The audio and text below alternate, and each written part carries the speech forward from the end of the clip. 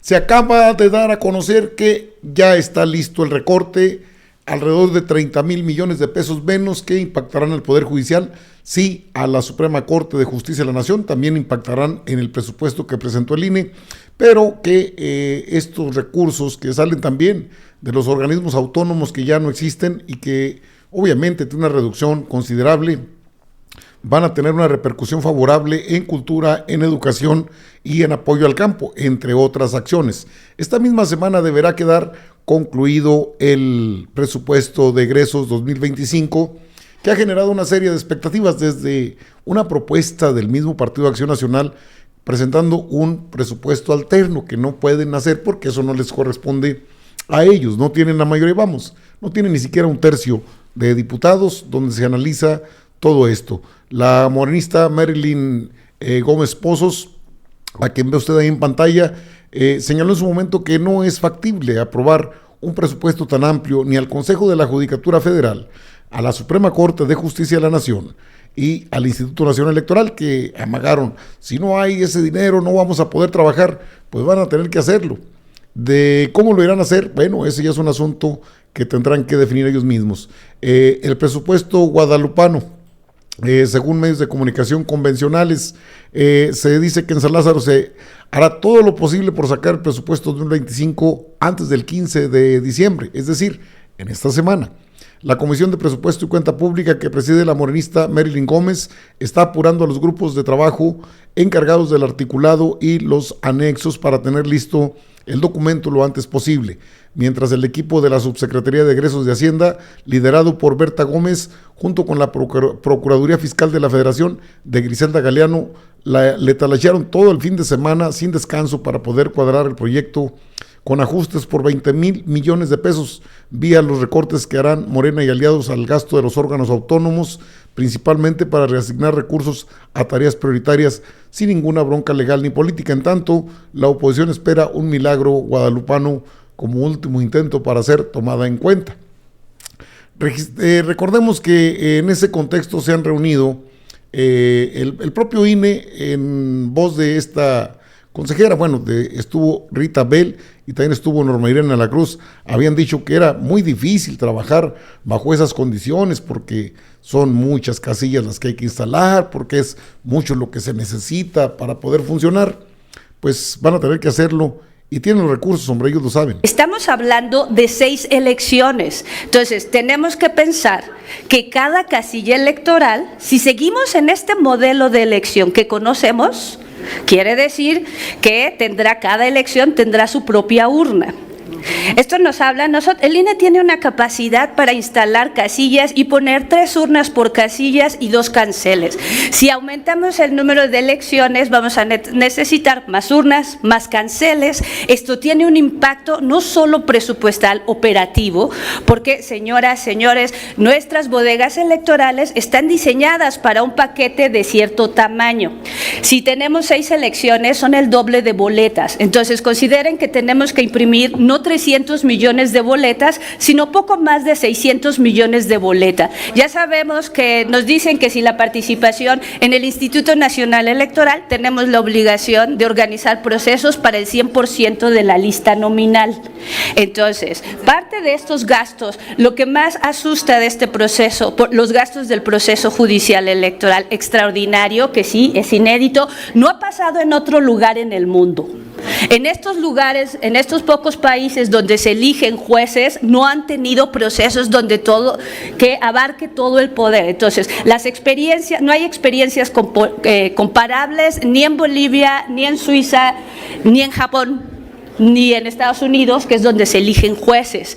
Entonces, una de las cosas que tenemos que poner en perspectiva, el grueso de este gasto es el gasto operativo. Y entonces, aquí no es una cuestión de costos, de pesos o de valor. Pero aquí es una cuestión, ahora sí, de valores. ¿Cuánto valora el Congreso de la Unión que el primer proceso del Poder Judicial se realice con todos los estándares que la ciudadanía está acostumbrada.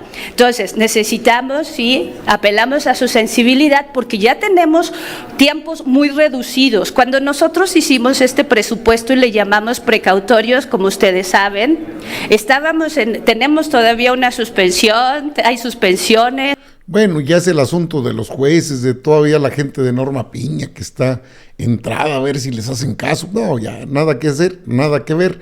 En ese contexto también el Consejo de la Judicatura Federal, que tiene sus fideicomisos, mire, ya salió, ahora sí que salió el peine. ¿Cómo es que utilizan esos fideicomisos? Pues para darse sus gustitos, hombre. Esto es lo que dijo la representante del Consejo de la Judicatura Federal sobre las reducciones anunciadas. Drásticamente la situación, pero en un presupuesto donde el 80% básicamente son servicios personales, pues es muy probable que un recorte sí impacte en la parte de los recursos materiales, en las personas. Esa es nuestra gran preocupación, ¿no? Que puede impactar en el número de personas. Somos muchos, claro, somos 50,000 personas, entonces eso sí puede impactar. Entonces esa es la parte que a nosotros nos preocuparía, que estaríamos afectando la parte de servicios personales con cualquier tipo de recorte, porque además lo que sucedió el año pasado con el recorte que nos hicieron de 6,000 millones de pesos, que prácticamente fue un 8%, alrededor de un 8%, pues la verdad es que apretamos mucho la parte de gasto en operación para cumplir con la indicación que nos dio el Pleno, el máximo órgano colegiado del Consejo, para de alguna manera proteger en la medida de lo posible todas las prestaciones que tienen los trabajadores. Entonces fue de esa manera que de alguna manera hicimos un gran esfuerzo por la parte operativa, pero ahorita por eso estamos planteando un presupuesto similar al del año pasado, porque esos esfuerzos ya no vamos a poderlos hacer este año y tampoco tenemos fuentes de financiamiento. Una de las fuentes de financiamiento importantes para nosotros eran los fideicomisos. Entonces también esas fuentes de financiamiento, tanto por el uso propio de los fideicomisos como también por los recursos financieros que obteníamos de los propios fideicomisos. Entonces ese dinero tampoco lo vamos a tener, entonces sí nos vemos mucho más restringidos para cumplir, digamos, con las metas que tenemos como Consejo de la Judicatura.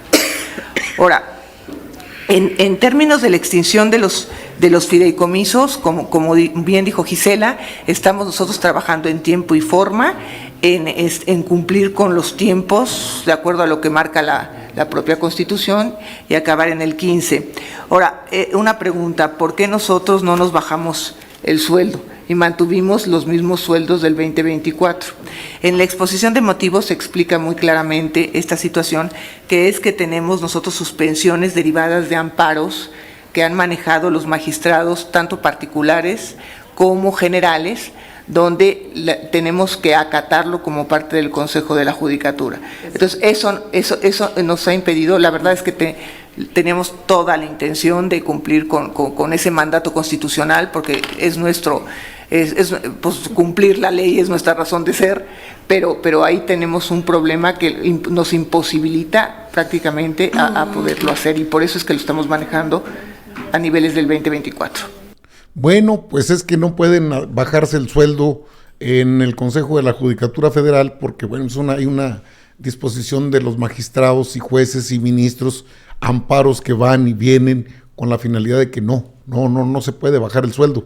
Pues ni hablar, se lo van a tener que bajar. Se acaba de dar a conocer esta información, fue de última hora, que ya está listo el recorte, así lo dio a conocer el Richie en la Cámara de Diputados. Esta semana es muy importante porque vamos a debatir, a deliberar sobre el presupuesto. El martes y el miércoles tenemos sesión presencial y semipresencial para discutir y en su caso aprobar. Es probable que extendamos la sesión del miércoles hasta cuando concluyamos el análisis del proyecto de presupuesto. Más tarde espero que ya tengan en la Comisión de Presupuesto el proyecto. Son 3 leyes en materia secundaria del Poder Judicial, las que vamos a discutir y en su caso aprobar, y 3 también en materia de igualdad sustantiva que queremos también concluir. Y el presupuesto, que nuestro propósito es que el próximo jueves hayamos concluido este ejercicio de presupuesto. Entonces estamos en eso, en esa situación, en esa consideración de que el jueves podamos concluir. Les digo brevemente en dónde estamos intentando reasignar y dónde ajustar. Ajustar a la baja a órganos electorales, Poder Judicial, órganos autónomos, y a la reasignación fundamentalmente educación, universidades públicas, también infraestructura carretera, caminos artesanales e infraestructura carretera en el país, mantenimiento y campo mexicano, además de cultura, de reasignar más recursos al INA y al Instituto Nacional de Bellas Artes, al INA, al Instituto Nacional de Antropología e Historia, y al Instituto Nacional de Bellas Artes. También queremos en cultura reasignar. Entonces, esos son los rubros. Un monto, yo les había dicho 20,000 millones de pesos, quizás rebase los 30,000 millones de pesos, que es el ejercicio que estamos haciendo en este momento y que quizás más tarde podamos enviar ya el proyecto de presupuesto para que las comisiones puedan trabajar. Eso es lo que les quería comentar. Muchas gracias. Bueno, así se dio a conocer este recorte, el INBA, el INA, carreteras artesanales, también a universidades, obviamente bajo el cuidado de que las universidades también se ajusten a presupuestos austeros. Eso ya se había cantado desde antes. Y en lugar de 20,000, 30,000, más de 30,000 millones de pesos sería el ajuste si el Poder Judicial, organismos autónomos, los organismos electorales están en el ejercicio que esta misma tarde debiera estar en lo que es la Comisión de Presupuesto y Cuenta Pública para definir ya los montos que se ajustan. ¿Quiénes se ajustan? Bueno, pues la Suprema Corte tendrá que ajustarse, el Consejo de la Judicatura Federal ni hablar, el INE con todo y su rollo también se tiene que ajustar.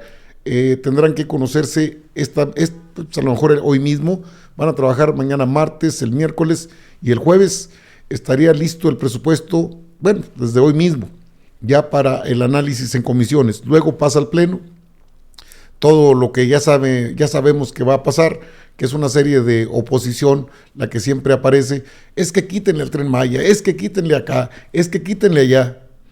Cuando lo hicieron fue para beneficio de unos cuantos. Y si no, ahí está el caso de Salinas Pliego, paradigmático. ¿Por qué?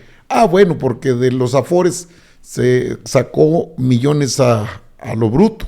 Entonces, esto no va a poder pasar ya. Está interesante por el Consejo de la Judicatura Federal y la Suprema Corte de Justicia de la Nación. Creo que no les alcanzará para las pensiones multimillonarias.